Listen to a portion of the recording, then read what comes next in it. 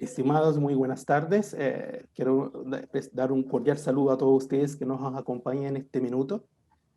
Acá nos acompaña en este conversatorio tan interesante la doctora May Chomali, que es la directora ejecutiva de SENS Chile, Jorge Mujica, que es director de informática de BUPA, el doctor Alonso Verdugo, que es nuestro moderador de hoy, que es Chief Officer Medical de Microsoft para América Latina, César Galindo, que es presidente del directorio de HL7, Chile, Andrés Segovia, que es director de negocios en salud de InterSystem, y Carolina Ibáñez, también que nos acompaña en esta oportunidad, la jefa de atenciones digitales del Ministerio de Salud de Chile, y nuestro invitado especial, Jorge Galleguillos, que es director de salud de Iquique. Con ustedes ahora le voy a conceder la palabra al doctor Alonso Verdugo, quien va a moderar nuestra sesión. Muchas gracias, Franco. Primero que nada, muy buenas tardes a todos nuestros distinguidos panelistas.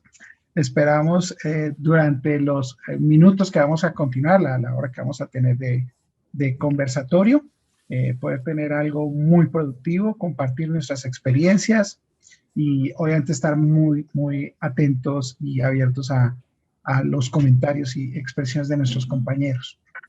En la primera parte, pues, efectivamente, en el contexto que tenemos nosotros a partir de la pandemia ocasionada por el coronavirus, ha visto que se está ahora evaluando todo lo que es post-pandemia, que la palabra post-pandemia es un poquito discutible, ¿no? No hemos pasado la pandemia, hemos tenido unos procesos de mutación en la pandemia y, digamos, es más una nueva realidad que ha implicado cambios en muchas de las industrias. A nosotros en salud, obviamente el impacto en los temas de atención ambulatoria, la parte de lo clásico de las guías, digamos, de la atención clásica, está desviada totalmente a la atención de las olas, del cuidado crítico pulmonar respiratorio de los pacientes y sus complicaciones, el proceso de vacunación por sí mismo también, los procesos de las pruebas diagnósticas y, digamos, los elementos que nosotros los médicos técnicamente empleamos para monitorear y mirar a nuestros pacientes y poderlos atender. El impacto está dentro de la población general, pero la más dolorosa pues es los pacientes con las enfermedades crónicas. Las comorbilidades son las que presentan mayor riesgo para tener desenlaces no muy agradables con la evolución de esta patología, ¿de acuerdo? Y digamos, el elemento para poder atender ha sido profundamente relevante el poder interoperar. Y cuando digo interoperar, no me refiero solamente a enviar información. Hoy hemos tenido que armar brazos entre el sector público, sector privado, armar unos procesos de atención un poco más distribuidos, porque hay sitios con capacidades de atención para los pacientes agudos, pero en requerimiento de cuidados más avanzados, pues tienen que desplazarse a sitios que estén adecuados para el manejo. Por ejemplo, en México está un modelo que son hospitales, unidades de atención no COVID y las unidades de atención COVID. Y dice, oiga, muy bueno. Bueno, coordine la comunicación entre ellas cuando yo recibo un paciente que no puedo atender y tengo que hacer su proceso de remisión, que en el caso de esta patología, pues no es algo sencillo. Los pacientes requieren ciertos niveles de aislamiento, ciertos niveles para recibirlo, tener preparado algo, ¿de acuerdo? Esa coordinación tiene un primer nivel de intercambio de datos que hoy, por COVID, estamos empezando a mejorar. Y eso obviamente vislumbra una cantidad de cosas alrededor de esto. En la primera parte de la discusión, esta sería una pregunta más para la doctora May Chomali, y alguien obviamente que desea agregar, y es, ¿ha llegado realmente la hora de reflexionar sobre cómo son los pacientes post-pandemia? Considerando todo este reordenamiento desde el punto de vista social y hospitalario ocasionado por la pandemia, y por qué lo cree que puede suceder.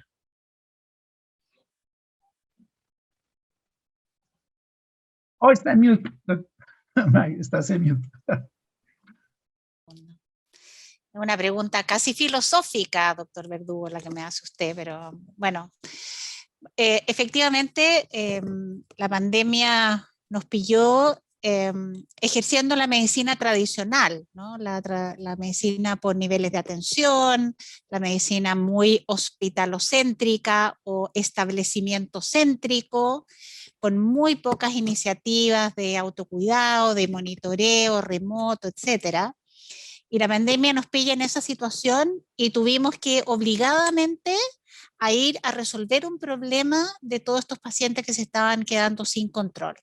E implementamos rápidamente tecnologías como la telemedicina, el monitoreo, y hicimos, y estamos todavía, digamos, haciendo, enviando todo tipo de información por diferentes vías y tratando junto, digamos, con tratar de resolver el problema, ir pensando un poquitito cómo nos vamos a ir ordenando para hacer este intercambio de información en paralelo, ¿no? O sea, una cosa es la urgencia y otra cosa es lo importante, porque esto ya va a tener que cambiar la forma en que estamos haciendo la atención sanitaria.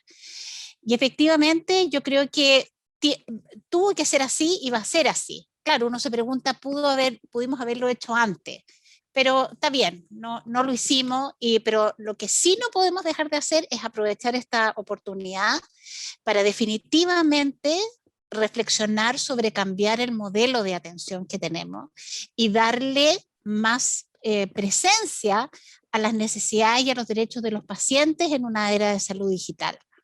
Es decir, que los sistemas interoperen, que conversen, y el paciente tiene derecho a decir voy a pedir una hora y no tenga que decir voy a ir a pedir una hora, o que el paciente tiene derecho a que sus exámenes lleguen a su médico tratante sin que él tenga que ir al laboratorio a rescatarlos para llevarlos a una, digamos, a su médico tratante, y una serie, digamos, y una serie de cosas que las tecnologías y la interoperabilidad pueden hacer. Por lo tanto, nosotros sabemos y estamos todos en lo mismo, aquellos que están en la primera línea resolviendo lo que está pasando, pero los que estamos al lado formando capital humano y reflexionando sobre estos temas para que efectivamente cuando esto pase, cuando ya estemos en una situación de endemia, podamos tener un sistema más robusto, más maduro, instituciones más maduros, profesionales más maduros que acepten este nuevo modelo de atención, que deje de ser territorial y esté mucho más centrado en el paciente y en sus capacidades y sus necesidades que en el establecimiento. Espero haber tocado en globo, pero yo creo que no cabe ninguna duda de que todos los que estamos acá en este panel tenemos la fortuna de no estar en la primera línea, pero sí estamos trabajando efectivamente en lo que va a venir hacia el futuro para esta nueva ola de pacientes crónicos. Bueno, doctora May, muchas gracias. El punto, y obviamente es relevante de esos pacientes pospandémicos en los cuales la salud poblacional va a empezar a ser un factor determinante. Ya no podemos solamente pensar en reparar lo que se rompe. Es nuestro modelo clásico operativo médico de toda la vida. De hecho, yo soy cirujano. Pues chévere, yo opero y saco una... Obviamente hace años no entro en quirófano, pero he estado más dedicado al tema de la transformación digital y el uso de las tecnologías. Sin embargo, es evidente que necesitamos una reflexión muy importante al respecto de ese modelo de atención en esta nueva realidad, ¿de acuerdo?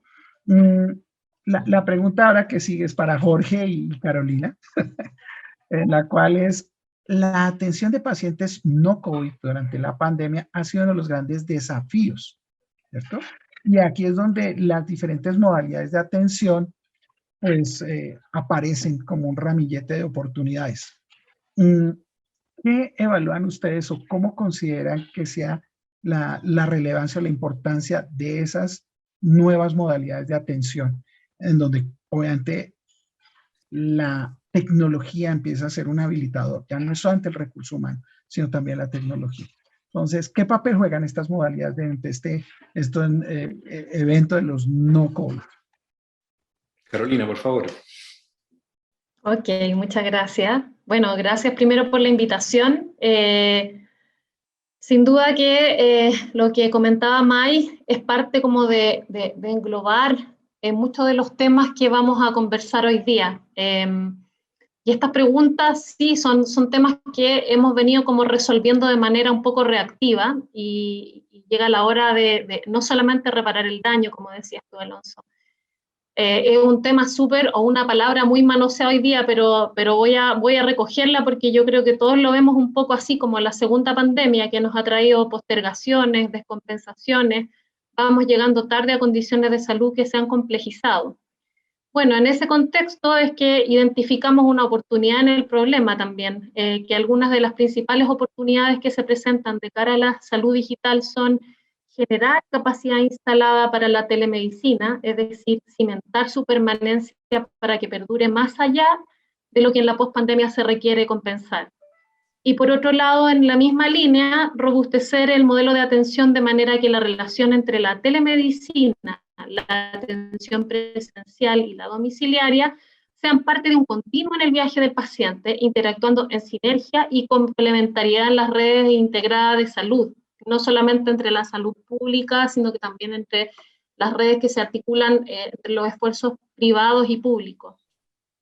Algunos ejemplos de lo anterior, por ejemplo, yo desde cerca les puedo decir que es la entrega de las teleinterconsultas electrónicas en Hospital Digital en modalidad sincrónica, que aportan gran utilidad para contener el crecimiento de las listas de espera y aumentan la resolutividad de la atención primaria. De igual manera, la telemedicina sincrónica se está potenciando fuertemente en las redes para resolver la atención de pacientes que hoy se encuentran en listas de espera. La atención presencial y telemédica deben complementarse para permanecer y darle robustez al modelo de atención.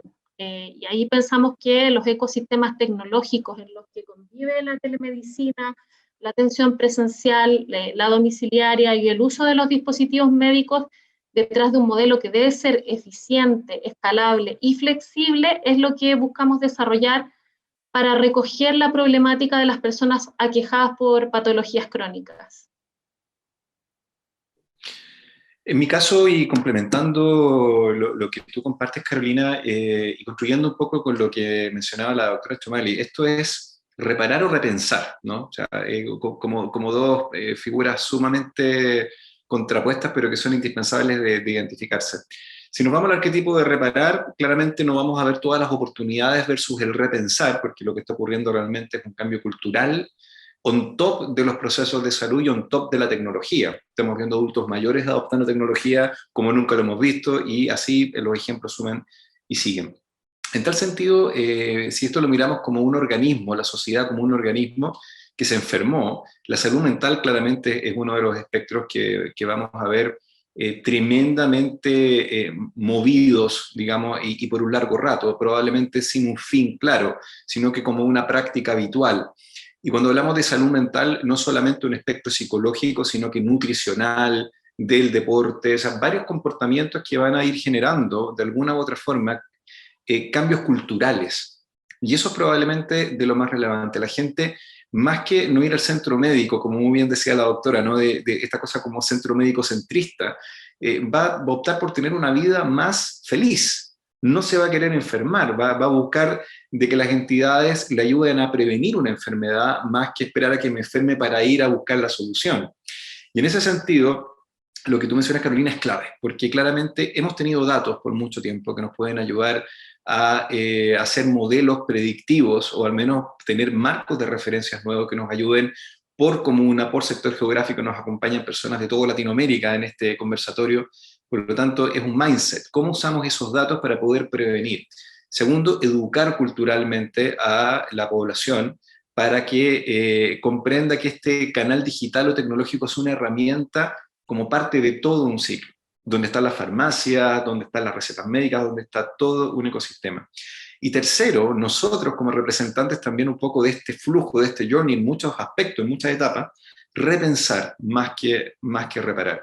Si nos conectamos con ese principio, vamos a encontrar oportunidades de nueva madurez en la sociedad. Esto me recuerda mucho el e-commerce. No sé si se acuerdan ustedes cuando llegaron las tarjetas de crédito y la gente no se atrevía a poner la tarjeta en el browser por temor a un fraude o algo por el estilo. Estamos viviendo algo muy parecido en un contexto de salud, y la belleza, por llamarle de alguna forma, de ese estatus, es que podemos tener una pizarra en blanco que nos ayude a poder pintar un nuevo espectro y un nuevo flujo. Así es que ese es básicamente como un primer estadio construyendo sobre lo que Carolina nos comparte.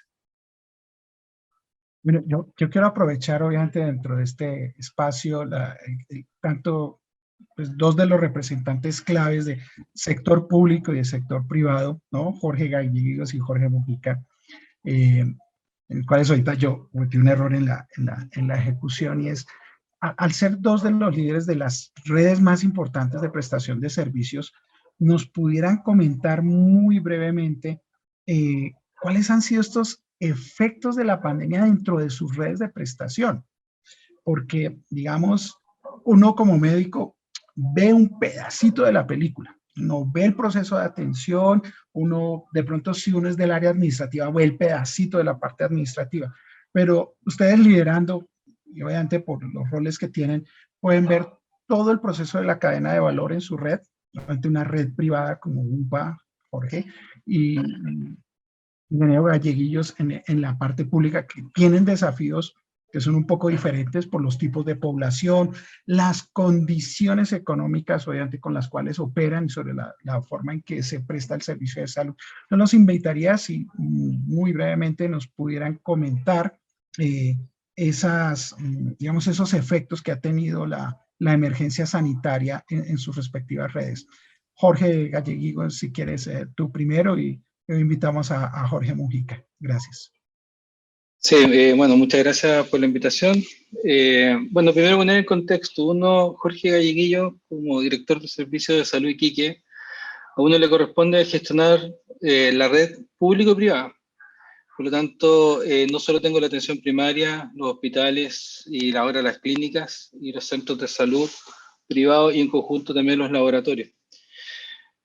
Por lo tanto, y hay que considerar también, y hablo del caso de Iquique en particular, y yo creo que aquí es un tema muy relevante, nosotros nos consideramos casi como una isla. Cuando hablamos como una isla, estamos pensando que si nos vamos a Tarica, estamos hablando 3 horas y media, con cuesta, poder sacar un paciente. Muchas veces es más fácil tratar de evacuar a Santiago en 2 horas, que lo que podríamos sacar un paciente de una ambulancia con todo lo que significa. Si a eso también le agregamos el tema de los colchanes, lo que está acá, que por todo muy conocido por el tema de los inmigrantes, que en el fondo fue la puerta de entrada principal a Chile, que lo cual tuvimos que hacer frente. Todo esto que hace mucho sentido, y además considerando que somos la región con mayor tasa de contagio acumulada en Chile de lo que va este año, y la segunda a nivel nacional después de Punta Arenas. Obviamente hacen que uno sienta que tiene que dar soluciones locales y pueda buscar cuáles son las soluciones a nivel remoto. Y cuando uno habla de acciones, también hay que poner también las cosas en su contexto. O sea, primero hay que reorientar lo que son la focalización de los recursos, tanto profesionales, que han tenido que pasar del área administrativa al área clínica, propiamente tal, recuperar los espacios físicos para poder otorgar ello. Creación de líneas diferenciadas, por ejemplo, y que es tan importante, y por eso es que es tan importante los sistemas que podemos utilizar de la urgencia y los centros asistenciales, donde tenemos áreas respiratorias y no respiratorias, y además todo lo que significa. La complejización de hospitales, que en el caso nuestro fue un 700% para tener una sobrecama UCI, y tanto lo público-privado con la variación, y por eso que acá hablamos de la integración, todo lo que era menor complejidad lo pudimos sacar a las clínicas, y además ellos hicieron un esfuerzo significativo de crear donde no había cama UCI. La aeroevacuación, que pacientes que se han sacado de la zona, y que solamente este año somos los que proporcionalmente en Chile hemos sacado mayor cantidad de pacientes, 100 pacientes que habrían muerto si no se hemos evacuado. La creación de extensión. Si ustedes conocen, cualquiera que haya estado en Iquique, el estadio Tierra Campeones, que es un estadio nuevo, gracias a Dios tenía ciertas condiciones como generadores, sala de multipropósito, nos permitió crear un centro hospitalario. Y para eso tuvimos que ampliar nuestra capacidad, y que fuera no solo la parte logística, sino que además tuviéramos la posibilidad de tener la ficha clínica, algo que no existía, y poder hacer la evolución y que esa persona pudiera ser tomada por la red. Después la implementación de nuevas tecnologías. Como director de Servicios de Salud, tuvimos que crear laboratorios donde no habían, la Universidad Arturo Prat, y ser responsables de esos laboratorios. Entonces, cuando uno decía, ¿cómo hago para poder tener la trazabilidad de la información y que esa información esté disponible? generación de capacidad de testeo, la búsqueda activa, también hay que mantenerlo, cómo buscarlo para poder hacerlo. El apoyo a través de la atención primaria por el tema de la trazabilidad. Generar aislamiento de residencia sanitaria, algo que todavía está permanente. Entonces, cuando uno lo convierte desde esa perspectiva, cuando uno tiene a un paciente, lo saca y después lo tiene que atender y llevar, está muy de la mano con lo que estamos hablando este minuto, a ese paciente, ¿cómo hago para atenderlo? O sea, estamos hablando aquí de una segunda fase, que la segunda fase es lo que estamos conversando en lo particular, es la telemedicina y viene a complementar lo que estamos conversando. La utilización domiciliaria, que también es un tema que yo creo que hay que tocar de sobremanera y que no ha contribuido. Por lo tanto, consideramos que la telemedicina es algo que conlleva porque además nos permite un valor agregado. Este valor agregado es agregar la oferta profesionales que no están en la región, porque no solo que tengan los recursos, sino que tengan la disposición para poder sacarlo. Equipos multidisciplinarios que en el fondo, en el caso nuestro, tratamos de optimizar. Cuando tratamos de optimizar, ahora cuando vamos a una visita a terreno, va un equipo multidisciplinario para no solo hacerle lo particular que se hacía con un programa, sino va en conjunto con la atención primaria, equipos de servicio de salud que ahora pueden complementar. También depende con el contexto. Nosotros tenemos la diversidad, cualquiera conoce alto hospicio. El alto hospicio nace de la palabra de hospedar, y son tomas donde tenemos la mayor diversidad social y que en el fondo eso hace latente. Entonces también hay que reconocer que no tenemos esa conectividad y que probablemente Andrés después va a tocar la información.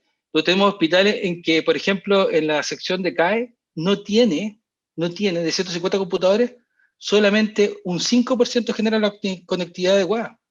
Entonces también hay que adecuarlo. O sea, al fondo tenemos que buscar cuáles van a ser los cortos y mediano plazo. Y también en el caso nuestro, en el fondo que lo que estamos hablando es tratar de optimizar las ventanas de tiempo que nos quedan. Nosotros, desde el año pasado, el 15 de mayo del año pasado, hasta este día lunes, hemos tenido 15 días en etapa 3. Yo no sé si algo me imagino, porque en Santiago siempre hablan como Santiago, Chile. 15 días en etapa 3. Eso es lo que ha estado esta región. Entonces, como tenemos un sistema que está obviamente ha tenido un resentimiento, o sea, un nivel de estrés que es propio de lo que se está viviendo. Hemos tenido que cambiar los protocolos. Los dentistas ahora, por ejemplo, tienen 1 hora y media en un pedazo de tiempo. La ecuación para cumplir los protocolos, incluso sacando lo administrativo. Entonces podemos ver ejemplos de qué es lo que ha significado esto. Por lo tanto, lo que se ha buscado es cómo optimizar los procesos y hacer cara a lo que usted está indicando. Y como hay además que agregar algo, el 95% de la población de la región de Tarapacá es público, no es privado, público. Por lo tanto, nuestra gente, cuando nosotros tenemos que hacer frente, y lo que hemos hecho es generar herramientas acordes también, porque también lo conversaba con gente que tiene mucha experiencia. Por ejemplo, Andrés, que también le tocó trabajar acá cuando veía el tema por la atención primaria, porque él de hecho participó anteriormente de estar en tema de Intersystem, también estuvo trabajando en otra empresa, y cuando uno lo ve en lo particular puede ver que no existía interoperabilidad ni conexión entre los hospitales y la atención primaria. Y en eso en lo particular, aquí son palabras muy fuertes, porque en el fondo es cómo hacemos para poder dar solución a eso.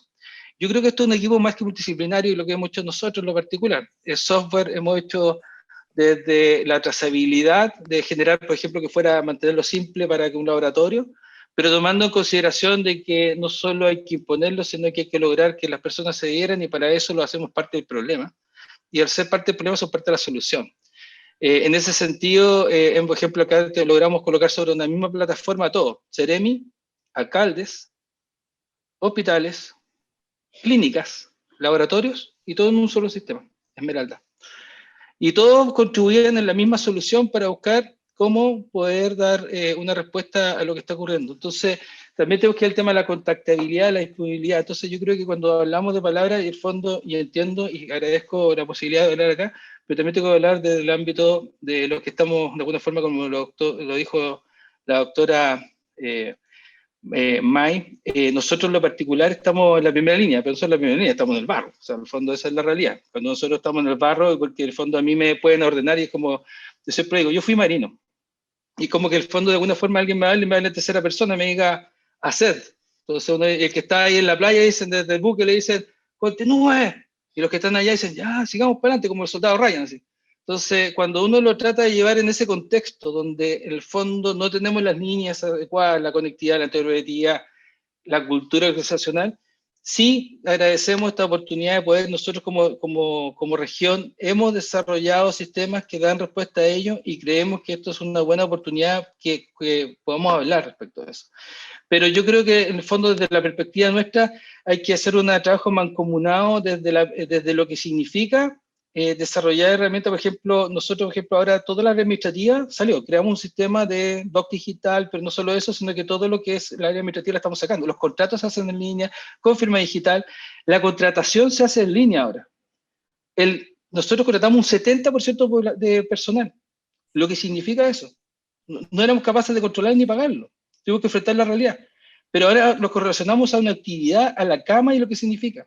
El año pasado, los pocos meses que tuvimos, obtuvimos el 75% de la productividad cambiando el sistema de gestión de pabellón. Entonces, lo que finalmente estamos buscando con ello es cómo optimizar los procesos, y lo que hemos hecho, y ahí agradezco a cada uno, es poder buscar en conjunto cómo relacionamos a través de la informatización los procesos que tomen conciencia de la cultura organizacional y que podamos dar. Por lo tanto, mejoramos contactabilidad, gestión de pabellón. Ahora terminamos la urgencia. Porque si no saco nada, yo hoy día conversaba con una familia al fondo de lo que es fibrosis crística. Entonces, cuando ellos tienen que tener un problema, ¿cómo se va a atender? Yo creo que este tema, lamentablemente, y no quiero extenderme porque sé todos que tienen que seguir, es demasiado apasionado, pero ojalá que puedan invitar a actores que son aquellos que estamos en la primera línea y que de alguna forma queremos representar a aquellos que estamos en el ámbito público y que somos responsables en la región, incluso desde el punto de vista personal. Así que muchas gracias. Pues, bueno, gracias a los. Doctor, muchas gracias por su esclarecimiento de las complicaciones de lo que estamos viendo para una red de prestación como la de su región. Jorge Mujica. Yo simplemente 30 segundos a nivel de complemento. Me parece que es muy relevante lo que Jorge nos comenta, porque esto tiene mucho que ver con la empatía en cuanto a que pequeños cambios o pequeñas evoluciones tienen un efecto justamente en la primera línea. Cuando hay 30 segundos en el que me demoro menos en llenar la ficha médica, eso se agradece en contextos justamente de alta presión.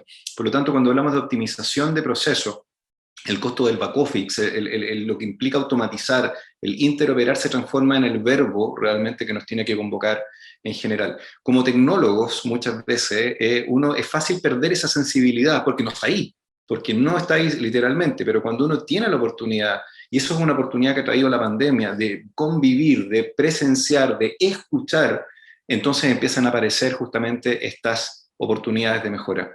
Desde esa perspectiva, esto va mucho más allá de la ficha médica, mucho más allá del software, desde las tecnologías para poder contar con los insumos de tomas de muestras, de poder tratar de predecir comportamientos de activación de camas UCI, de ayudar al cambio cultural de los profesionales de doctores que están asumiendo la telemedicina. Ojo con eso también, que es un cambio cultural no solo para el paciente, también es para el profesional, para el doctor, y el agotamiento creciente y sistemático de todos los profesionales que están ahí en el día a día.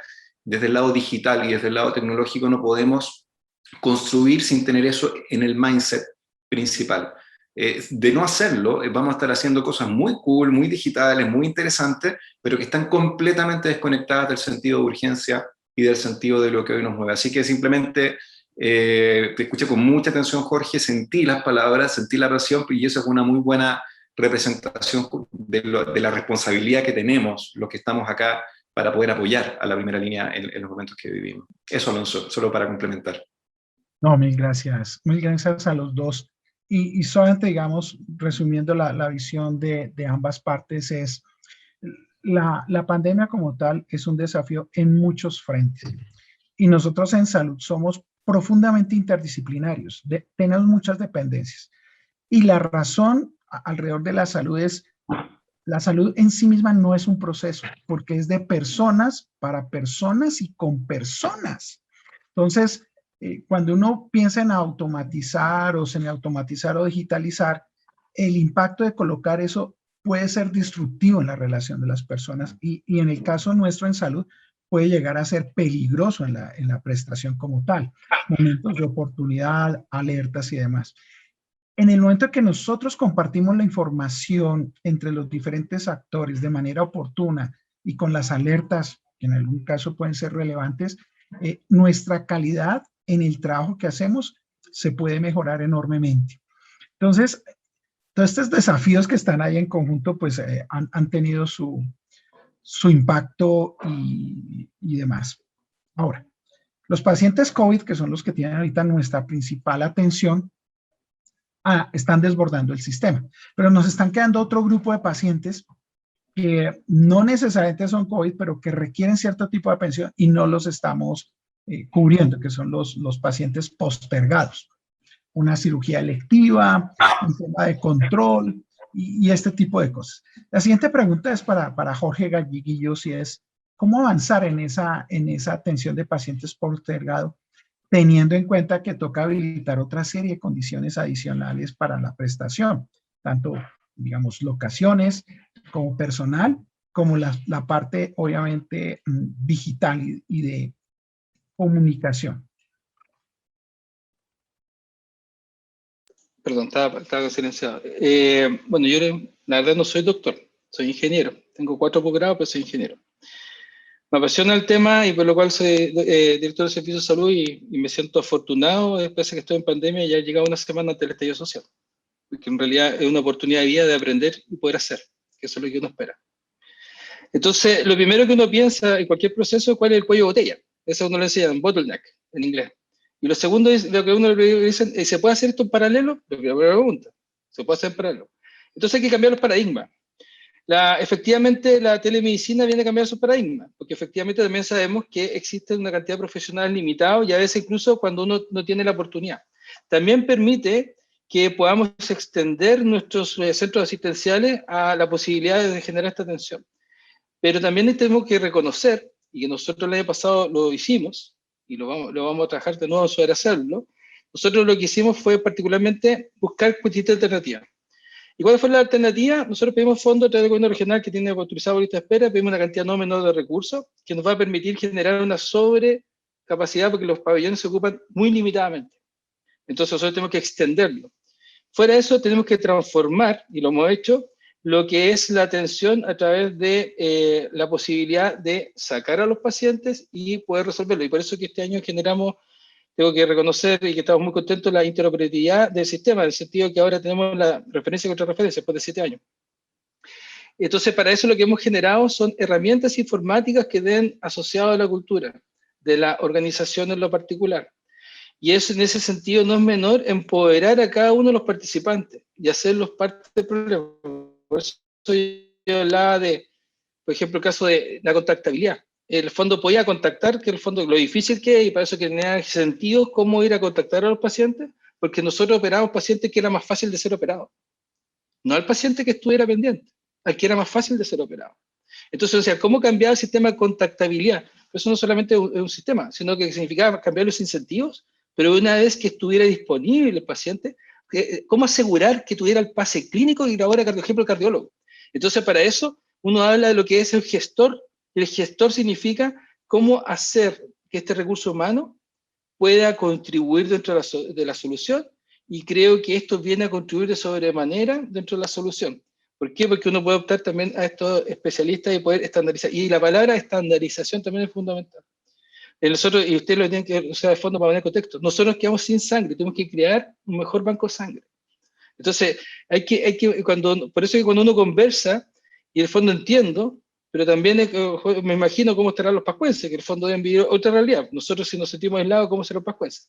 Entonces, en lo particular, cuando lo señalo, es como, y por eso que es tan importante, es como que a uno le hablan de tercera persona, pero es bajar, arremangarse, ir a meterse dentro de los procesos y involucrarse desde la secretaria, el supervisor, el médico y cada uno de los involucrados.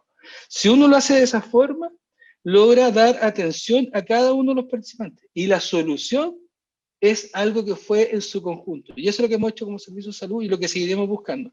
No sé si éramos un mejor ejemplo, por lo menos el año pasado fuimos distinguidos como el mejor producción a nivel de toda la región. Después de haber sido siempre nosotros igual que Deportiqui, que en la segunda edición. Entonces ahora estamos por lo menos entre los 5 primeros mejor producción de Chile. Entonces creo que esta herramienta y esta forma nos va a ayudar, y en una conversación abierta, franca, y teniendo claro las consecuencias, porque efectivamente no sacamos nada con que nos coloquen un sistema si no cambiamos la cultura organizacional. No sacamos nada de que en el fondo nos hable, por ejemplo, de aquí, nosotros vamos a tener un hospital nuevo con última tecnología. Yo hablo de Narnia. Narnia significa que el hospital antiguo no tiene computadores, los servidores se los compramos a puro puncho. Ahora le pedimos el fondo a la empresa privada, nos va a contribuir computadores para que podamos hacer este trabajo. Entonces no podemos estar dependiendo del computador de cómo están estas circunstancias. O sea, yo gasto 150.000 millones de pesos y no tengo subtítulo 29 para comprar un computador. Hay algo que no está funcionando.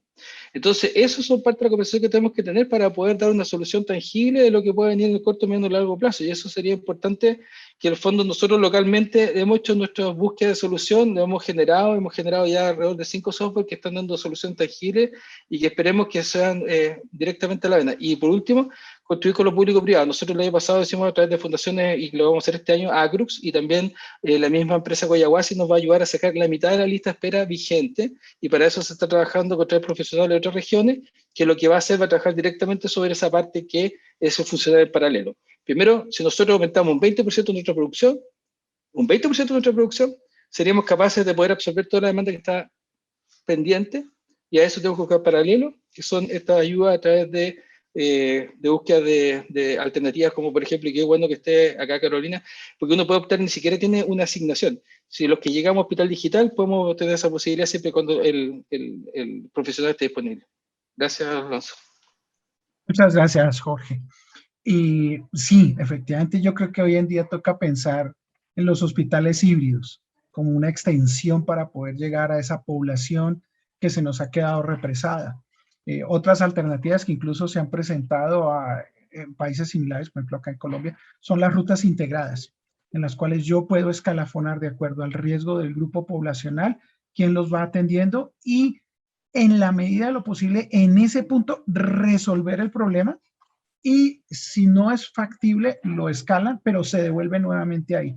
De esa manera puedo tener un mejor control del cuello de botella ante la limitación de recurso humano y recurso físico en los procesos de atención que están ahorita en un nivel de estrés elevado. La siguiente pregunta, que obviamente es para 3 de nuestros panelistas, a la doctora May, a César y a Andrés, es relevante al papel que tienen las TICs en este escenario. Creo que yo también me uno a Jorge Mojica en el sentimiento de escuchar a Jorge Galleguillos, que nos describe una cantidad de desafíos alrededor. Digamos, nosotros los que somos tecnológicos, enseguida empezamos en nuestra cabecita atrás a idear qué herramientas o qué capacidades pudiéramos colocar. Amay, desde el punto de vista de alto nivel y de gobernabilidad por parte del Estado, ¿cómo ves ese papel de las TICs? A César, desde el punto de vista de los estándares de interoperabilidad, y a Andrés, desde el punto de vista de cobertura e implementación. ¿Qué nos pudiera indicar de ese papel de las TICs en este escenario? Que cuando uno escucha a Jorge, dice, estamos hablando de un tema altamente complejo, que lo sabíamos desde antes, pero que la pandemia creo que lo ha llevado a un nivel que ninguno nos imaginábamos pudiera llegar a suceder. Doctora May. Sí, bueno, yo creo que las TICs son necesarias, pero no suficientes. Y no solamente eso, sino que la creación y la implementación de estas TICs tienen que ir acompañados de procesos de, como alguien decía ahí, de gestión del cambio. Todos conocemos implementaciones que se perdieron porque efectivamente no se hicieron con una implementación adecuada. La implementación de las TICs en el área de la salud son procesos clínicos, o sea, son proyectos clínicos, y generalmente se han hecho muy alejados del proceso clínico. Cuando Jorge Mujica decía y Jorge Galleguillo decía que eran sensibles a lo que estaba pasando al lado de la cama del enfermo, a eso me refiero con que es un proceso clínico. Esto no puede ser de TI o del jefe de TI, o mira, pongamos a una enfermera a trabajar en esta implementación porque nadie tiene mucho conocimiento. Esto, y de eso se trata la madurez de la organización en transformación digital. Cuando uno no tiene madurez, una TIC no va a solucionar el problema, todo lo contrario, va a ser un estorbo y va a generar mucho conflicto dentro de la institución. Por eso, estos procesos funcionan cuando estos proyectos son clínicos, es decir, con un liderazgo clínico con fuerte presencia de los profesionales de la salud, no solamente en su pensamiento, en su desarrollo en conjunto, ya sea con el nivel local o con la industria, en su implementación y en su mejora continua, porque pensamos que lo implementamos, ahí lo dejamos y se murió. Los procesos avanzan, mejoran, por eso necesitamos sistemas que permitan la mejora continua. Por lo tanto, yo diría, es un proyecto clínico, requiere de madurez institucional y requiere de sistemas que permitan la mejora continua. Y obviamente eso requiere de capital humano sensibilizado y capacitado en estos temas. Doctora May, muchas gracias. César, te invito desde tu punto de vista de la mirada de los estándares de interoperabilidad, ¿cómo ves ese aporte de las TICs en el escenario? Sin desconectarnos del humano, como acaba de decir la doctora May. No nos que me la dejan difícil, porque es muy, saldría muy frío el de hablar de estándares cuando en realidad lo que ha dicho tanto Jorge Galleguillos como May es totalmente cierto. Por lo tanto, hablar derechamente de estándares sin antes hacer una mención a lo que se ha comentado, obviamente estaría absolutamente alejado de la realidad. Pues los procesos de innovación tecnológica o de digitalización en salud, si bien son procesos altamente clínicos o administrativos orientados a lo clínico, hay que pensar que el objetivo sigue siendo humano, y eso es sumamente relevante.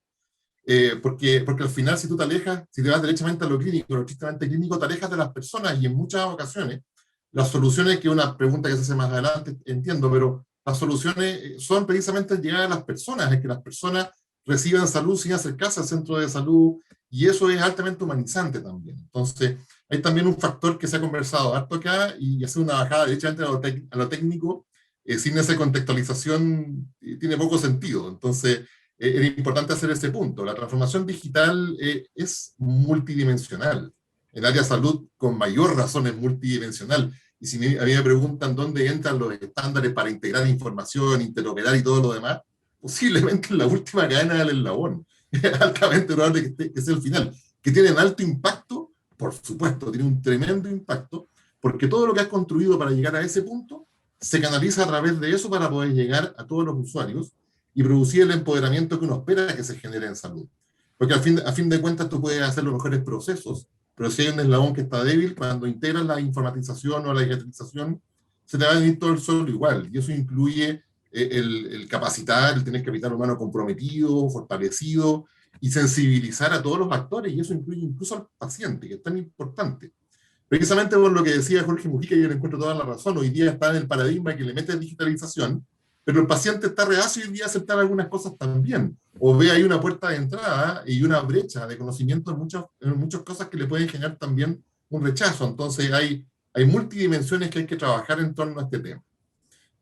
Si ahora aterrizo los estándares, para hacerlo menos humano y más técnico, hay una cosa que ha pasado últimamente con los estándares de informatización en salud. Yo represento Chile 7, que son estándares muy específicos para solamente intercambiar datos.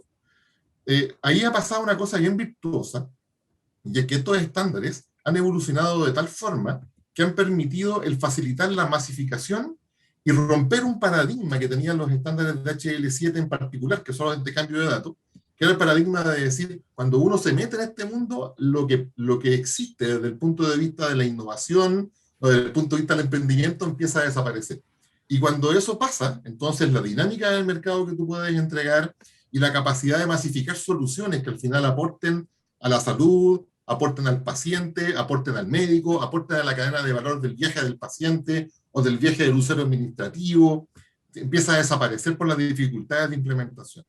Y los nuevos estándares que han empezado a aparecer, en específico el estándar FHIR de HL7, precisamente rompen con ese paradigma y hacen una bajada bien interesante para poder facilitar la innovación y la implementación de nuevas soluciones. Entonces, yo diría que hoy día podemos apuntar y colaborar desde los estándares para masificar el mercado, mejorar la escalabilidad de las soluciones, darle mayor valor a las implementaciones, bajar el tiempo de implementación, que siempre es un dolor. Seguramente ahí Carolina lo ha vivido con mayor fuerza que todos nosotros, los tiempos que uno dice, ya proyectemos un proyecto interesante para apoyar, qué sé yo, un evento específico, un caso de uso particular, y lo proyecta y son años y años, y hoy día eso empieza a cortarse también los costos. Entonces, los estándares actuales también se han acercado mucho a las personas, han avanzado en torno al consentimiento, facilitar el que estas soluciones lleguen a la gente, lleguen al usuario paciente, lleguen a los dispositivos móviles, en fin.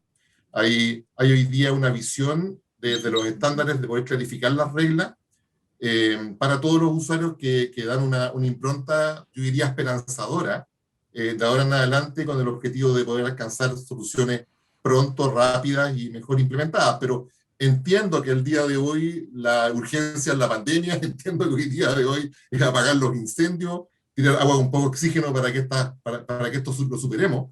Pero mirando hacia el futuro, por supuesto, desde el punto de vista de los estándares hay muchísimo que aportar para soluciones, pero siempre considerando que, vuelvo a repetir, son la última cadena del eslabón. De partida hay que levantar un montón de otros elementos previos a pensar en estándares de interoperabilidad. Y para cerrar, en general, los ecosistemas tienden a pensar que la interoperabilidad es el fin, y la verdad es que no es el fin. Es una herramienta para alcanzar un fin, para poder solucionar problemas como los que Jorge Galleguillos plantea, y es una herramienta poderosa, pero hay que saber ocuparla bien, porque las herramientas poderosas, si uno las ocupa mal, terminan siendo peor que el dolor que existe. Así que mucho que aportar, pero con mucho cuidado siempre. Muchas gracias, César. Quiero aportar un aspecto alrededor de esto. Nosotros normalmente en tecnología manejamos datos. Por nuestra formación sabemos dónde está el dato, cómo se manipula el dato. Pero las personas usuarias, llámese paciente, médico, personal administrativo, no manejan datos, ellos manejan información. Y la información es en contexto para que un humano la pueda interiorizar y actuar. Los estándares juegan el papel clave. Todos tomamos el pelo que los colombianos hablamos de una manera, los peruanos hablan de otra, los chilenos también hablan de otra, unas más difíciles, ¿cierto? Pero en el momento que podamos entender los conceptos en nuestra forma, digamos, de léxico, nada más a partir de ahí, podemos comunicarnos mejor. El posicionamiento de los estándares de interoperabilidad o los estándares de industria es ayudar a mejorar esa comunicación para poder brindar algo alrededor de nuestro paciente o dentro de un proceso de atención de valor. En salud son muchos actores. A diferencia de otras industrias, uno mira, por ejemplo, banca o manufactura o un retailer, ¿no? De estos almacenes de venta. El objetivo de todos ellos es el mismo, ¿no? No voy a entrar en detalles, pero todos sabemos cuál es el objetivo de ellos. Pero cuando vemos en salud, el objetivo del Ministerio de Salud es muy divergente al de un asegurador, al de un prestador, al de la educación e incluso al de la propia comunidad. ¿De acuerdo? Son divergentes. Y poder colocar a todos que puedan hablar para compartir la información, para tomar decisiones, es un desafío que está alrededor de esto de manera importante. Por eso ya en esta, complementando la pregunta original de las TICs en este escenario, invito a Andrés, con su experiencia además, cómo podemos llevar esa cobertura e implementación, teniendo en cuenta, obviamente, siempre las personas son el núcleo de esto, tanto el personal de salud como los pacientes y sus familias, ¿no? Andrés, gracias. Hola Alonso, muy buenas tardes también a todos los asistentes.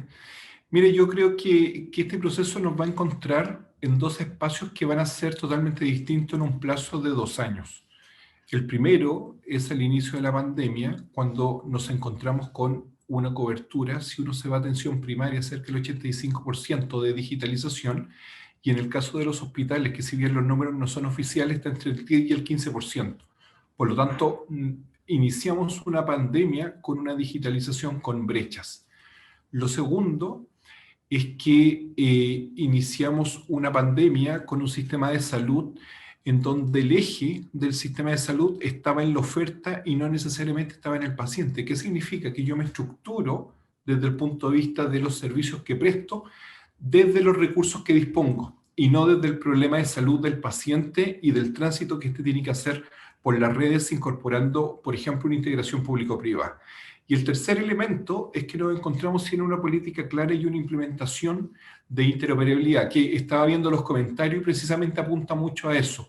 Apunta a que si bien existían brechas de digitalización, también no existía una política de interoperabilidad. Ahora, un poco pensando que es primero el huevo o la gallina, si primero tengo datos para que esos datos puedan interoperar, o si primero tengo una política de interoperabilidad que apunte a que todo lo que se implemente sea bajo una normativa interoperable.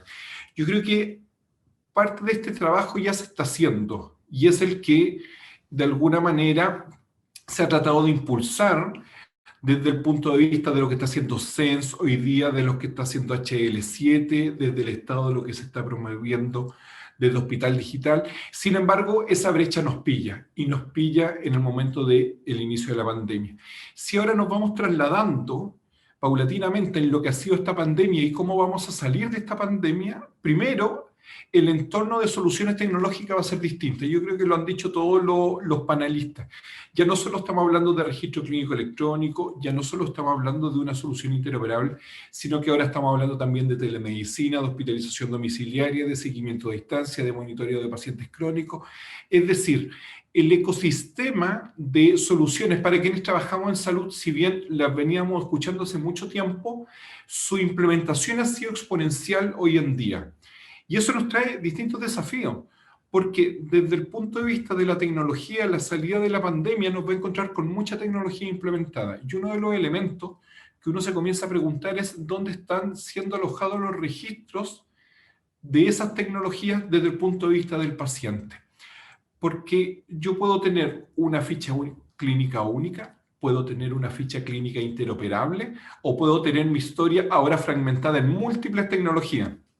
Registro electrónico, sistema de laboratorio, sistema de radiografía, sistema de telemedicina, sistema de monitoreo a distancia, etc. Por lo tanto, en ese espacio tiene que haber un acuerdo, y tiene que haber un acuerdo, y tiene que haber una manera de cómo se va a desarrollar la historia clínica del paciente considerando toda esta tecnología implementada.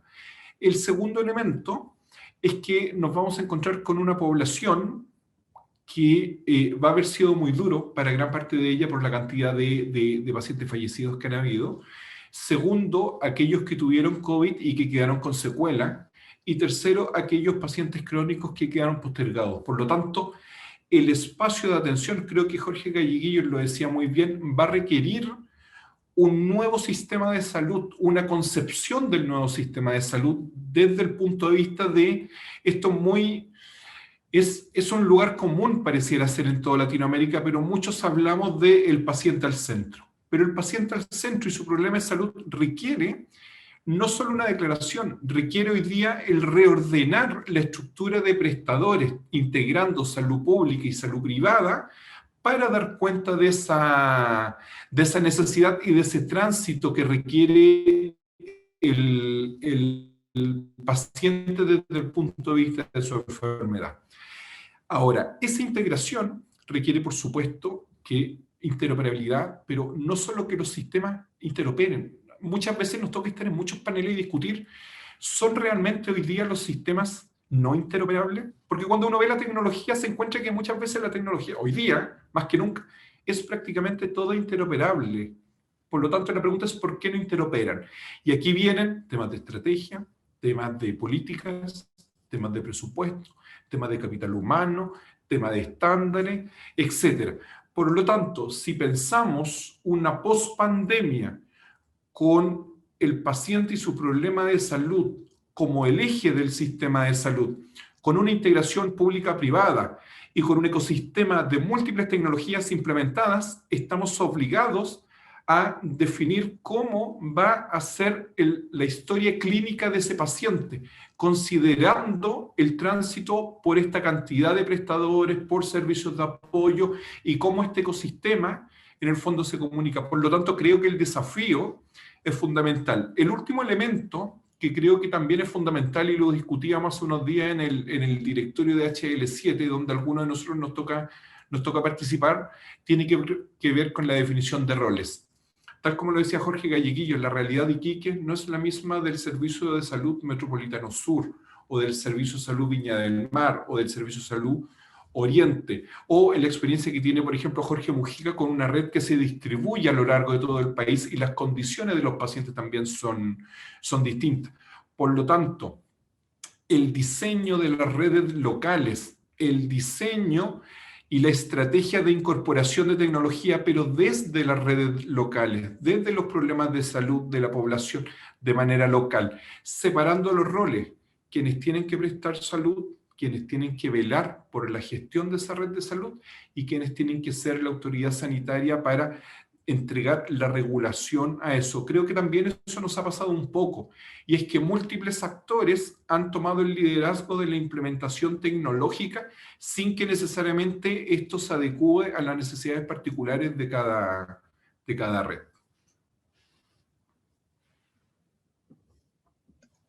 Muchas gracias, Andrés. Sí, teniendo en cuenta los conceptos que hemos colocado en la mesa, los panelistas, integrar e interoperar, ¿no? Uno, digamos, para entender un poco la complejidad. Ciertos sistemas se pueden integrar y de hecho cuando uno tiene el control sobre ese sistema y lo que puede hacer, la integración es, digamos, los pasos más fáciles. Pero cuando yo tengo entidades que tienen su proceso de gobierno autónomo y tiene que hablar con otra que también tiene su proceso autónomo, ahí es donde hablamos de interoperar.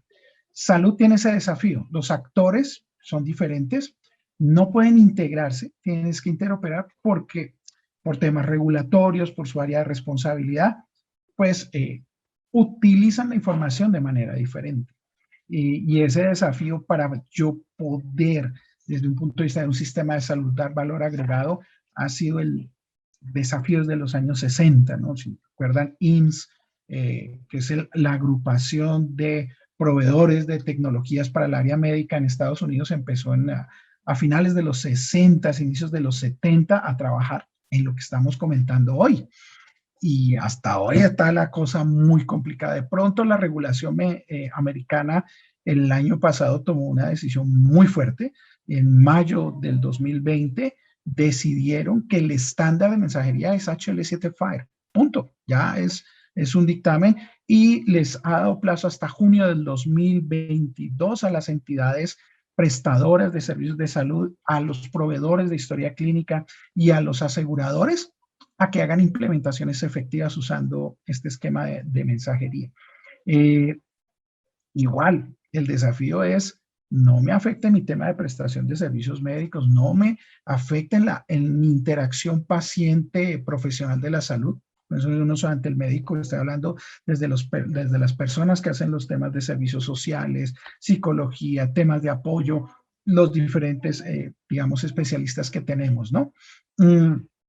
Quiero aquí hacer un stop para revisar algunas de las preguntas que nos han colocado nuestros participantes a nuestros panelistas. Manuel Saavedra nos escribió por acá. Hola, para el director del SSI, ¿cuáles son los nuevos desafíos de la región, sabiendo que hay muchas localidades alejadas, de difícil acceso y un bajo número de médicos especialistas, menos de 10,000 por habitante? Tiene programas de apoyo y potenciamiento de las APS, me imagino alianzas público-privadas, supongo APS. ¿De salud? APS era, qué pena. No se preocupe, atención primaria de salud. Centros de atención, sí. Atención primaria de salud, los centros de salud. Sí. Los nivel 1, ok. Sí. Bueno, primero hay que entender la región, porque efectivamente, y uno nunca termina de aprender, no basta, o sea, la población evidentemente de la región que queda hacia el interior son aymara.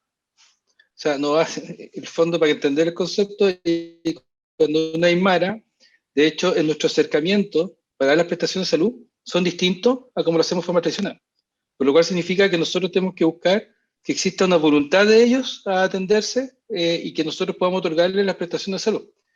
Y en ese sentido lo que se está potenciando es, especialmente en las comunas más extremas, a través del apoyo directamente del servicio de salud, que concurre. Entonces, si yo lo veo por tasa por habitante, el fondo tienen una mayor cantidad de médicos que lo que debieran tener, porque efectivamente la población es pequeña, en algunos lugares en particular, pero sí tenemos que llegar a cada uno de esos rincones, que es lo que tenemos que ir mejorando. Por lo tanto, cuando uno habla, además que Colchane vive con generador, por ejemplo, Por entonces también hay que entender eso. En el fondo, son unas horas que tienen. De hecho, nosotros tenemos que entregarle electricidad en cierto horario, por ejemplo, al centro de salud.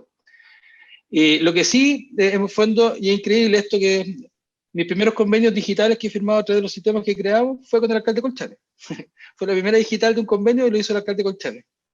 Entonces eso es un buen ejemplo. Tenemos que hacer un trabajo mancomunado con cada uno de ellos e ir viendo cómo vamos abriendo las distintas oportunidades, pero también, como muy bien lo han preguntado cada una de las personas que interactúan, teniendo en consideración la cultura organizacional, la conectividad y las características de cada uno, que eso es lo importante. Y pues nosotros como Servicio de Salud, a través de los programas que tenemos, facilitarle los medios para poder hacerlo, y es lo que hemos estado haciendo, particularmente a aquellos ahora donde destinamos mayor cantidad de recursos proporcionales, son a las comunas más pequeñas, porque no tienen economía a escala. Entonces esas comunas requieren, porque el fondo no es lo mismo que yo le pase proporcionar a la población, porque él requiere contratar una cierta cantidad de profesionales y lo que se tiene que dar. Entonces, en lo particular estamos trabajando sobre eso, y estamos trabajando sobre, y como bien lo dije, sobre esta conectividad que estamos haciendo. Y por eso que, por ejemplo, hay un buen ejemplo. Y de alguna forma se conversó de cuando estamos haciendo con Carolina, lo que se mencionaba. El sistema, cuando nosotros diseñamos los software, en el caso de Colchane, lo pusimos standalone. ¿Qué significa eso? Que no necesita conectividad. Que cuando se genera la conectividad, manda el dato y vuelve el dato. No tiene que estar en una nube, porque si alguien pretende que esté en una nube, no va a dar respuesta a la realidad de una comuna que está en un extremo. Tiene que ser un dato que va, lo entrega, y después un dato que recibe. Y segundo, tiene que ser, una palabra en inglés, keep it simple. Significa que yo tengo que hacerlo tan sencillo, porque yo no puedo pretender que un médico haga todos los procesos cuando yo tengo una escasez de médicos. Por lo tanto, en mi sistema tengo que lograr que, por ejemplo, una enfermera o técnico paramédico me ingrese la mayor cantidad de datos posible, cosa que el médico esté el menor tiempo posible para dar la atención de salud y pueda así optimizar su proceso, que es un recurso más escaso. En el fondo, y en ese sentido hay que tener cómo hago para dar respuesta a esta realidad en lo particular que tiene cada uno. Y en ese mismo sentido es lo que hemos ido trabajando en conjunto, y por eso que lo hemos hecho siempre manteniendo y haciéndonos partes todos, y como muy bien se dijo, parte del problema en lo particular, y haciéndonos parte del problema, existe un menor grado, también como se mencionó ahí, de facilidad para que cuando la solución se implemente, dio respuesta a cada una de las personas, y por lo tanto ya no sea una imposición, sea una solución que ellos se adhieran a la solución y que finalmente dé una respuesta tangible. Y por último, lo que sería relevante de nombrar es que no solo está el tema de la interoperabilidad, porque el fondo es súper importante, pero, por ejemplo, que yo tenga que, el fondo, y aquí es un buen ejemplo, y es importante, y probablemente Carolina ya lo tiene desarrollado, de alguna forma lo dijo, y probablemente la doctora May también lo tiene visto, pero es importante decirlo, porque el fondo no sé, es cuando yo me meto por ejemplo, a salud digital, después esa información no puede quedar en salud digital, porque si queda en salud digital, efectivamente yo necesito, como muy viejo Andrés, es un 15% de lo que está informatizado en la atención secundaria de los hospitales. Entonces, por eso que uno dice, es como que, digo, de repente, es como que uno se sintiera en un búnker. Uno dice, oye, pero en realidad es como Hitler moviendo las tropas arriba, ya no le queda ni un ejército, y él seguía moviendo tropas. Y en el fondo aquí pasa lo mismo. Entonces digo, no, vamos a seguir haciendo esta cuestión, pero el que está arriba dice, ya, oye, abajo están ordenando algo que ya no es factible. Entonces, por eso es que es tan importante que esta información, y por eso es que es tan importante lo que decía César, que en el fondo todos los sistemas estén obligados a tener la apertura de entregar la información. Por eso que algunos hablan de CIRA, no importa qué sistema sea, estén obligados, porque efectivamente, si no lo obligo en un comienzo, después cuando está mandando, tengo que esperar la siguiente negociación para que lo abran. De lo contrario, me dicen, no, es que no está hecho el contrato. No, por norma, debieran entregar toda la información para que uno se pare con el otro, independiente si este fue desarrollado por Servicio de Salud, si es de la empresa tanto, da lo mismo. La operación de los sistemas tiene que entregar los datos. Si no entregamos los datos, va a quedar en una caja negra. Si queda en una caja negra, no vamos a solucionar a los pacientes. Y eso es fundamental. ¿Por qué? Porque en el fondo, y es por alguna forma uno señala, no solo está el tema de la ficha clínica, etcétera. Significa que yo, para poder dar una solución integral, y que muy bien la APS es la primera cara, y por ejemplo, hoy día lo conversaba, y por eso no quiero dar más la lata, porque sé que con los pacientes de fibrosis quística, 7 familias. Dice, ¿cómo no le podemos dar una respuesta a 7 familias? Esto es inaceptable. Son 7 familias. ¿Cómo no le damos una dignidad respecto al problema? Porque la persona se tiene que entender independiente del software. tiene que ir y, por ejemplo, depende de una hora con cierta persona. Yo no podría dar telemedicina. Perfecto. No todos tienen telemedicina porque algunos no tienen efectivamente a todos estos. 7 de la familia, 6 viven en Alto Hospicio. Entonces, no todos tienen los medios para poder tener esa conectividad. Pero en el fondo, ¿cómo nos instruimos a la atención primaria? Entonces, finalmente, ¿qué es lo que decidimos? Vamos a crear un portal. Un portal que fluya, ¿qué? Los medicamentos, las horas médicas, el equipo en particular que ellos necesitan, un punto de contacto que se haga responsable de coordinar a los actores. De lo contrario, finalmente ellos tocan una puerta, tocan la otra puerta, o podría llegar urgencia y la urgencia ni siquiera saben que efectivamente esa persona con fibrosis crítica eso no viene a decirlo porque no es que era ficha clínica. Eso es independiente de la ficha clínica. Entonces nosotros, ¿qué es lo que hacemos? Buscamos en cada una de las soluciones, modestas, como se signifique, soluciones tangibles de cara a cada uno de los usuarios. Y eso es lo que hemos trabajando. O sea, ¿cómo nos sentamos? Buscamos, nos sentamos con la familia que nos diga todo lo que tiene que decir y finalmente decimos, bien, ¿cómo hacemos para dar respuesta a esto? Y para eso tenemos que traer a todos los referentes, y aquí trabajó la referente de telemedicina, porque lo primero que elegimos, bien, todas estas horas no las tenemos acá, así que por favor, usted va a ser la coordinadora que va a estar bajo este referente y va a hacer la telemedicina para poder dar una solución a esta persona. Pero no tienen que ir a buscar la ventanilla, la hora. Hay otro que coordina la hora, entrega la hora, y otro tiene que entregar los medicamentos, y le tiene que ser a domicilio, y para eso tenemos al que entrega a domicilio, bueno, le agregará una carrerita más para entregar a esa familia, pero son 7 familias, y que nosotros no podemos, independiente de los medios, y la verdad que como servicio de salud, es como, la cantidad de plata que gastamos es como echarle arena a la playa. No es nada, y podemos dar una solución tangible a las personas. Gracias. Muchas gracias, Jorge. Por acá, obviamente hay varias preguntas, hay 9, voy a tratar de priorizar. Hay algunas que son comentarios. Mario Pérez, interoperabilidad, la clave que no es clave. Bueno, ya se pueden imaginar que el comentario gira en torno a que o puede que sea muy integral o muy completa y si no está, pues puede que no funcione. Pero, digamos, hay aspectos que pudiéramos compartir de alguna manera. Gibran Hernández, yo creo que esta pregunta es tanto para Carolina como para la doctora May. ¿Qué desafíos y bajo qué tipo, o cualquier otro que desee participar, obviamente, por favor, qué desafíos y bajo qué tipos de convenios consideran que se deben trabajar con los diferentes países latinoamericanos? ¿Consideran importante la cooperación entre estos? Carolina, ¿deseas tú primero? Veo a la doctora May, por favor. Gracias. Sí, sí. Por supuesto que sí. Hoy día que es tan tangible el tema de la recuperación de la movilidad, de la permeabilidad entre las fronteras, es súper necesario generar acuerdos, tener cierto nivel de agreement, ¿cierto?, entre las diferentes naciones y las posibilidades que cada uno puede ofrecer a sus poblaciones. Y no solamente por eso, o sea, el mundo está cada vez más permeable, la pandemia nos puso un poco el stop a todo el movimiento que había, pero esto sin duda tiene que reactivarse y el tema de los tránsitos hoy día es algo que se tiene que resolver en base a consensos entre los países. Y bueno, y también, ¿por qué no pensar en proyectos como una historia clínica compartida que pase las fronteras del nivel nacional? Hay que ir mirando hacia adelante. Hoy día tenemos varias urgencias que resolver y en eso estamos tratando de mover un poco el monstruo que es gigante, pero se mueve. Y con esas cosas en perspectiva, o sea, el de poder ir avanzando, si podemos lograr, ¿cierto?, tener un pasaporte sanitario o un pasaporte verde, perfectamente podríamos pensar en poder compartir información clínica que acompañe al paciente, que se puede trasladar entre diferentes países. Muchas gracias, Carolina. Doctora May. Carolina lo dijo perfectamente, es bien poco lo que yo tengo que agregar, pero los vasos comunicantes entre los países ya son una realidad y la pandemia lo demostró. Y no solamente la pandemia, sino que las migraciones que son cada día más importantes en términos de número, van bien en nuestro país, casi todos los países de América Latina han tenido, digamos, grandes migraciones. Y llegan pacientes con historias que nosotros no conocemos, llegan embarazadas, o sea, ojalá pudiéramos tener acceso a parte de esa información, por lo tanto es tremendamente importante. Además que es así en la realidad, es que si a mí me va bien, al otro país le va bien. Si a Colombia le va bien en los temas de salud, a mí me va a ir bien en Chile.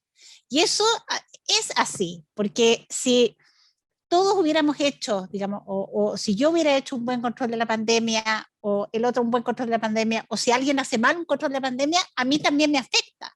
O sea, todos tenemos la misma motivación y todos tenemos que apoyarnos en ese sentido.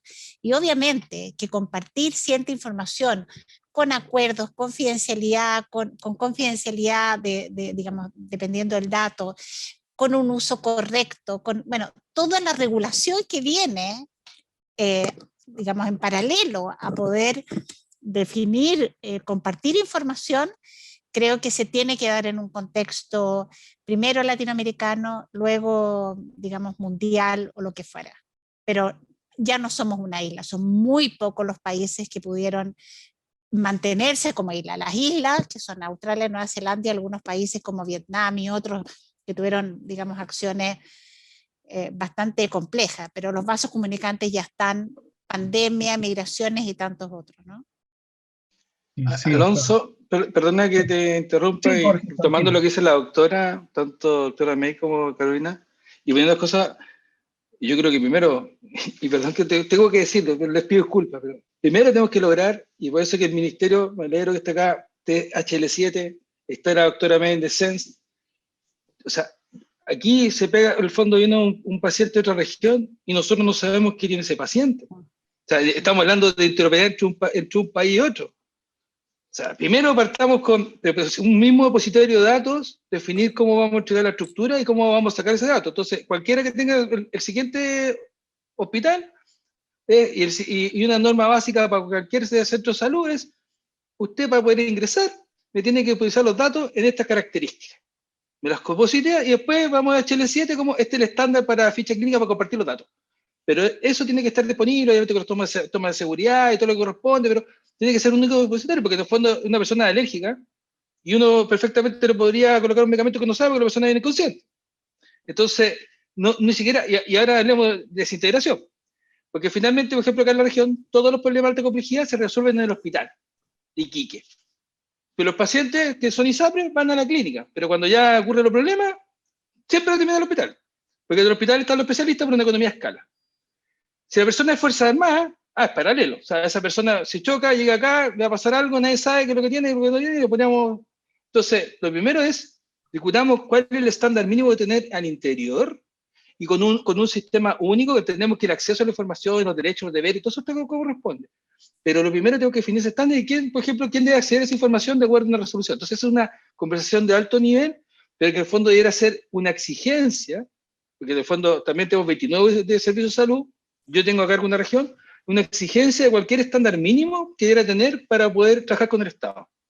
Entréguenme los antecedentes, pónganmelo en este formato, y aquí después podemos ver cómo hacemos para ir integrándonos, para ir sacando la información, de acuerdo, obviamente, a lo que corresponde que sea definido por la autoridad y los deberes y derechos de las personas. Pero, perdón que lo dijera, pero en el fondo, yo tengo mucho, de hecho, normalmente, la mayor cantidad de nacimientos, cuando yo me toque el 1 de enero, son extranjeros en el hospital. En el fondo, esa es una realidad. Yo primero voy y también es extranjero. Entonces nosotros sabemos lo que es tener extranjero. O sea, en el fondo no estamos hablando acá de la teoría. Entonces, primero uno tiene que, el dato de la persona viene es un root. Después nos asignan el root. Entonces a la misma persona podemos tener 2, 3 datos de respecto a la misma persona, porque no tenemos un sistema unificado. Entonces, perdone, pero yo creo que ahí uno gana en la conversación. Le pido disculpas, pero tengo que decirlo. Si no lo digo ahora, no lo voy a decir nunca. Creo que Jorge Mujica y yo estamos pensando algo así, escuchar el dolor de nuestros clientes, en el sentido de las desesperos. Sí. Yo sí, sobre lo que dice Jorge, un poco desde la mirada quizás privada, es mandatorio, es taxativo justamente hacer la introspectiva primero, resolver esa introspectiva, porque esto se extrapola también al mundo privado en todos los sentidos. Esa política de interconexión del dato, todavía estamos en etapas de kilómetros atrás. O sea, hablamos de HL7, decimos que es una cosa importante, pero ¿cómo se orquesta? ¿Cómo se hace, digamos, de una forma real y de una forma pragmática? ¿Cómo ayudamos al paciente a que confíe también en esa integración para que el dato fluya y tenga un uso en el cual los actores contribuyamos desde una perspectiva éticamente válida en lo que respecta a datos?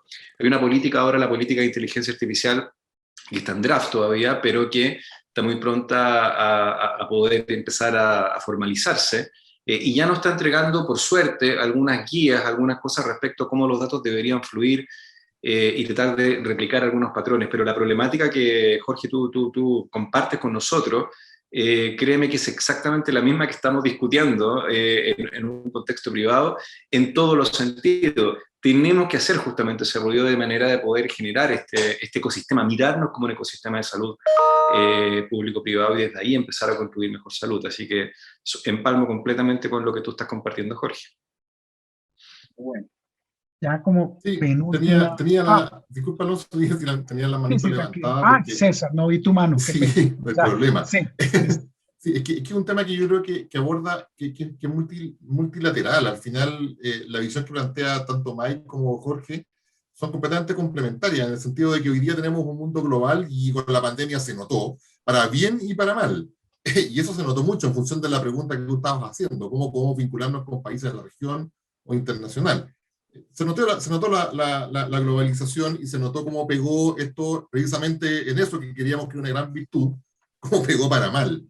Y por lo tanto se activaron varios elementos para poder decir que realmente tomamos conciencia de la necesidad de tender puentes y redes para poder alcanzar algún grado de globalización también en la buena dirección, especialmente en salud. Pero yo comparto, justo había levantado la mano antes de que interviniera Jorge Galliguillo, yo comparto el hecho de que para poder conectarse con otros, tienes primero que nada limpiar la casa y dejarla brillando. Entonces, y eso, obviamente, tenemos nosotros un trabajo pendiente que hacer a nivel local. Uno podría hablar de los estándares, aquí muchos han hablado de Chile 7, y como yo represento a Chile 7, entonces me interesa tocar el tema. Uno podría hablar de los estándares, y la verdad es que tampoco tenemos que mirar mucho más allá, si hay que ver la experiencia internacional. La experiencia internacional tiene bastante más tiempo que nosotros. Hay países, vámonos a Europa, en los cuales, si bien las realidades son completamente distintas, las determinaciones y los caminos que han seguido para llegar a tomar esas determinaciones las han llevado a cabo por varios años. Y no hay que mirar, no tenemos que empezar a mirarnos el ombligo, solamente nuestro ombligo, hay que ir afuera, vender estas experiencias y traerlas allá.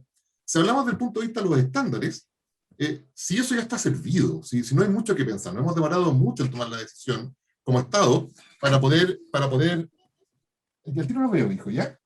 Ya, yo lo veo, ¿ya? Perdón, tuve una interrupción infantil. El trabajo en casa. Ya me perdí, pero en definitiva está resuelto eso. No está resuelto lo que pasó fuera de mi casa, pero sí está resuelto el tema de los estándares hace mucho tiempo. Hay que dar los pasos a decir, mira, si en realidad los estándares son reglas, al final es eso, si uno quiere simplificarlo en su expresión, son reglas en las cuales aplanamos la cancha, la tenemos planita para que todos los actores empiecen a participar y sepan para dónde deben participar, cómo deben participar. Pero claramente, y ahí comparto, hay que, antes de llegar a esas reglas y definir esas reglas, que podemos hoy día definirlas y decir, como Estados Unidos lo hizo, vámonos por HL7 FIRE, además HL7 es agnóstico a la industria, no se compromete con nadie el Estado, además es abierto, es gratuito, todas las ventajas. Pero si no tienes los basales, tanto tecnológicos como de capital humano, para hacer realidad eso, entonces pasa lo que dice Jorge Galliguillo, porque al final, o que le pasa a Jorge Mujica, que al final va a tener una infraestructura de lindos diseños, con lindos estándares para que todos intercambiemos información, pero en el momento en los que hubo, no vamos a poder hacerlo efectivo, vamos a tener un montón de brechas que solucionar, se nos van a alargar los proyectos, y menos vamos a poder pensar en conectarnos con los vecinos más adelante. Podemos partir de muy buenas ideas, pero hay que estructurarlo técnica y tecnológicamente, mirando lo que ha pasado hacia afuera. Así que yo creo que tenemos una larga y bonita pega por hacer todavía, nos queda harto, pero hay que sentarse a conversar, tenemos que armar comunidades en las cuales desde esas comunidades, recogiendo todos los dolores existentes y todas las visiones técnicas para esos dolores y solucionarlos, podamos llegar a un puerto que nos signifique tener éxito tras éxito en estas políticas que son complejas de implementar. Pero si no partimos conversando y viendo hacia adelante, todos, va a ser muy difícil que eso lo logremos en el corto plazo. Muchas gracias, César. Les recomiendo ahorita en la interacción que tengamos ser concretos, se nos está acabando el tiempo. Andrés, por favor, tu aporte. Estás en mute, Andrés. Perdón, ahora sí. Sí, es que estaba escuchando atentamente la discusión y también leyendo los comentarios de los asistentes.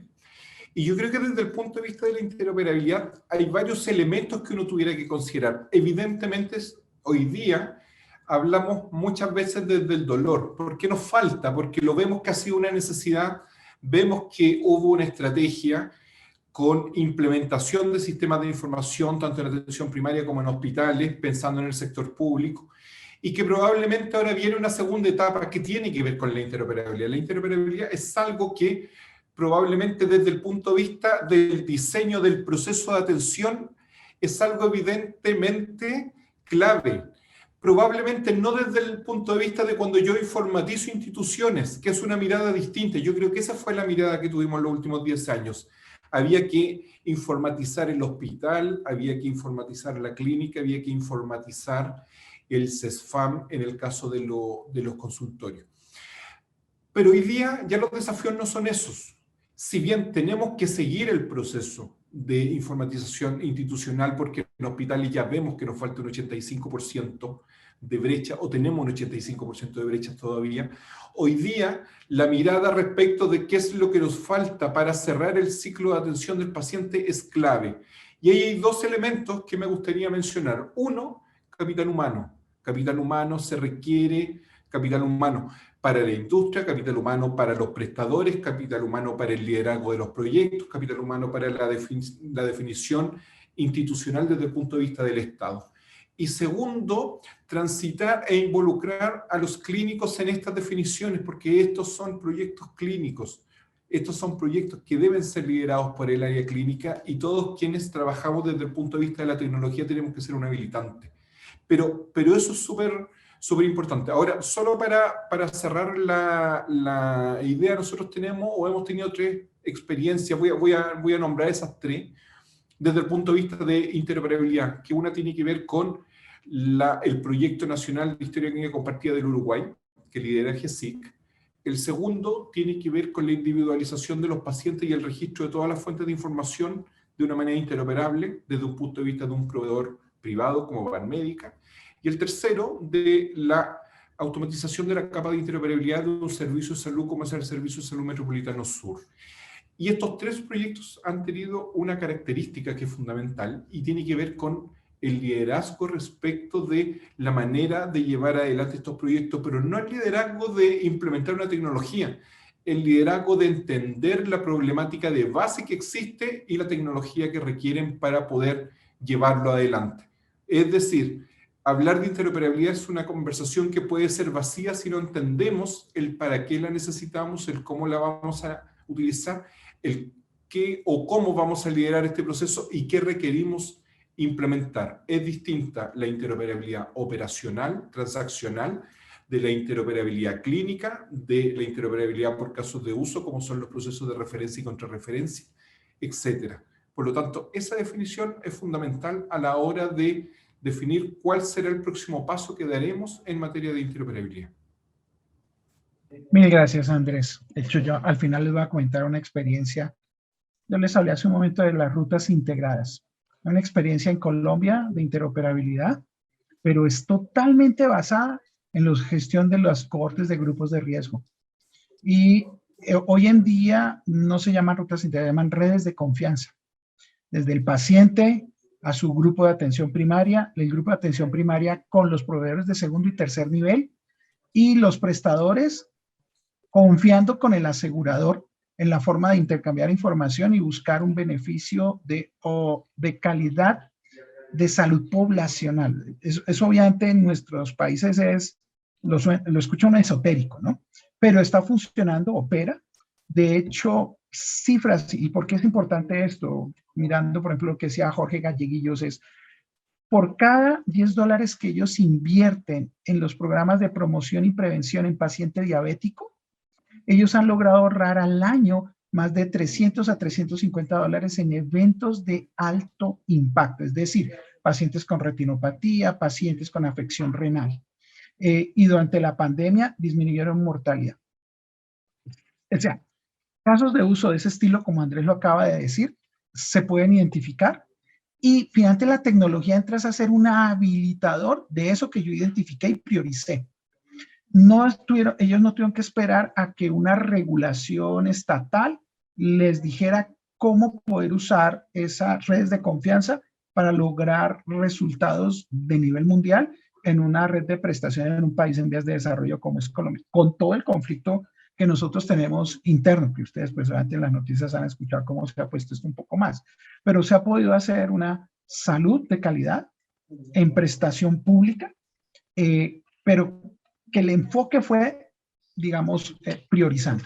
Doctora, la invito a Sí, que nos comparta y ya nos preparamos para el cierre. Gracias. Gracias. Yo quería tomar las palabras de César cuando él decía, bueno, sentémonos a conversar, sentémonos a conversar. Yo creo que efectivamente nosotros tenemos una coyuntura muy interesante en nuestro país, es que se está escribiendo la estrategia de salud para la próxima década. Y el Ministerio de Salud nos fuimos informados, digamos, públicamente de que el tema de la salud digital fue priorizada. Por lo tanto, oportunidades para conversar vamos a tener porque se van a crear estas mesas de trabajo y mesas de, digamos, de poder interactuar con los equipos que están pensando en esta estrategia de salud digital o salud digital en la estrategia de salud. Así que si la estrategia de salud se hubiera tenido que redactar en 2015, a lo mejor no habríamos tenido esta oportunidad donde vemos que es tan necesaria. Así que yo creo que nuestro país se está dando la coyuntura y creo que vamos a tener la posibilidad de sentarnos a conversar. Eso. Muchas gracias, doctora May. Bueno, aquí la última pregunta que tenemos sobre la mesa de lo que habíamos planificado es para Natalia. Perdón, para Carolina, disculpa. Estamos bien hoy, Dios mío. ¿Qué papel debería jugar el pasaporte verde en el proceso de atención post-pandemia? Ok. Mira, hay dos temas que se están discutiendo. Uno es el pasaporte verde, que serviría para que las personas que están vacunadas y o sin PCR, positiva, digamos, puedan desplazarse entre países. El carnet o pasaporte verde es el otro, de resorte más local, en el que estamos trabajando intensamente para generar una solución que recoja las necesidades de las personas y definiciones entregadas por las autoridades en el contexto de la reactivación. Desde el punto de vista técnico, el país cuenta con las capacidades tecnológicas para adherirse a un procedimiento como el que se indica. Sin embargo, y especialmente para el pasaporte verde, como comentábamos, el diálogo entre países se encuentra en proceso para lograr acuerdos que se materialicen en una solución eficiente, universal, inclusiva, sin discriminación. Estas dos iniciativas van a permitirles sacar un mayor rédito a la vacunación. Ojalá puedan estimular a que las personas que están hoy día reticentes de vacunarse se motiven a hacerlo. Y los certificados inteligentes entregarán un contexto de mayor seguridad para la reapertura, fomentando la actividad económica y social junto con los ritmos habituales de las ciudades, que son los que todos extrañamos tanto. Carolina, agradezco mucho tu respuesta. Señores, ¿de pronto alguna palabra final? Doctora May, tiene la mano levantada. Bueno, perfecto. Quiero agradecer a todos nuestros panelistas enormemente. Muchas gracias por compartir. Creo que el resumen de nuestro coloquio es, estamos ante un desafío, digamos, desde el aspecto técnico es realmente secundario. Ya muchos tipos de industrias interoperan. Banca, pues cuando usted está en otro país y usa su tarjeta de crédito, es automático, le dice cuánto. Entonces, digamos, hay cosas, habilitadores tecnológicos probados. Nos falta un espacio de madurez, hay una brecha en el aspecto de madurez de las entidades y de los procesos, y madurez desde el punto de vista de las personas en temas de habilidades, de la inclusión y obviamente de lo que sería una alfabetización en el uso de las tecnologías de la información, que anudado con una definición del proceso de atención de salud, son, digamos, los principales desafíos que tenemos hoy en día.